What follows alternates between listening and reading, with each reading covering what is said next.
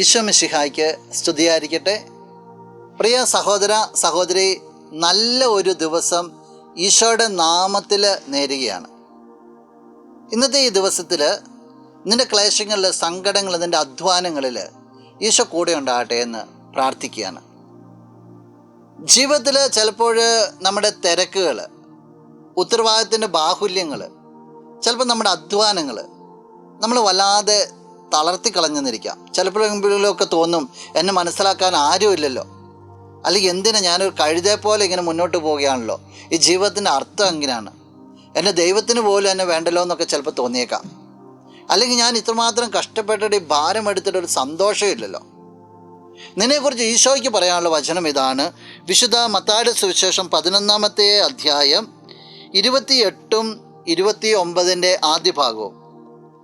അധ്വാനിക്കുന്നവരും ഭാരം വഹിക്കുന്നവരുമായ നിങ്ങളെല്ലാവരും എൻ്റെ അടുക്കൽ വരുവിൻ, ഞാൻ നിങ്ങളെ ആശ്വസിപ്പിക്കാം. ഈശോ നിന്നെ തന്നെ നോക്കിക്കൊണ്ടാണ് പറയുക. നിൻ്റെ അധ്വാനങ്ങളും നിൻ്റെ വീർപ്പുമുട്ടലുകളും നിൻ്റെ ജീവിതത്തിലെ കഷ്ടപ്പാടുകളെല്ലാം നോക്കിയിട്ടാണ് ഈശോ പറയുക, അധ്വാനിക്കുന്നവരും ഭാരം വഹിക്കുന്നവരായ നിങ്ങളെല്ലാവരും, എൻ്റെ മോളെ, എൻ്റെ മോനെ, നീ എൻ്റെ അടുത്തേക്ക് വാ, ഞാൻ നിന്നെ ആശ്വസിപ്പിക്കാം. അത്രമാത്രം നിന്നെ കരുതുന്നവനാണ് നിൻ്റെ കർത്താവ്, അത്രമാത്രം നിന്നെ സ്നേഹിക്കുന്നവനാണ് നിൻ്റെ കർത്താവ്. ആ കർത്താവിലേക്ക് ഈ പ്രഭാതത്തിൽ നമുക്ക് നമ്മെ തന്നെ ഒന്ന് വിട്ടുകൊടുക്കാം. നമുക്ക് അവൻ്റെ ആശീർവാദം സ്വീകരിക്കാം. നമുക്കൊന്ന് കണ്ണുകളടച്ച് കരങ്ങളൊന്ന് ചേർത്ത് പിടിക്കാം. നല്ലവനായ കർത്താവേ, നിന്നെ ഞങ്ങൾ സ്തുതിക്കുന്നു, ആരാധിക്കുന്നു, മഹത്വപ്പെടുത്തുന്നു. ഈ വ്യക്തിയെ പ്രത്യേകമായിട്ട് സമർപ്പിക്കുകയാണ്. ജീവിത ക്ലേശങ്ങൾ, ജീവിത അധ്വാനങ്ങൾ ഇത് വല്ലാതെ വീർപ്പ് മുട്ടിക്കുമ്പോൾ ആശ്വസിപ്പിക്കുവാനും ചേർത്ത് പിടിക്കുവാനും നീ ഉണ്ടെന്നുള്ള ബോധ്യം ഈ വ്യക്തിക്ക് നൽകണമേ.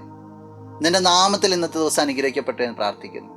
സകലവിധ നന്മകൾ കൊണ്ട് നിറയപ്പെട്ടെ, കൃപയാൻ നിറയപ്പെട്ടെ എന്ന് പ്രാർത്ഥിക്കുന്നു. ഇപ്പോഴും എപ്പോഴും എന്നേക്കും. ആമേൻ. ആദിനും അന്ത്യനും നീ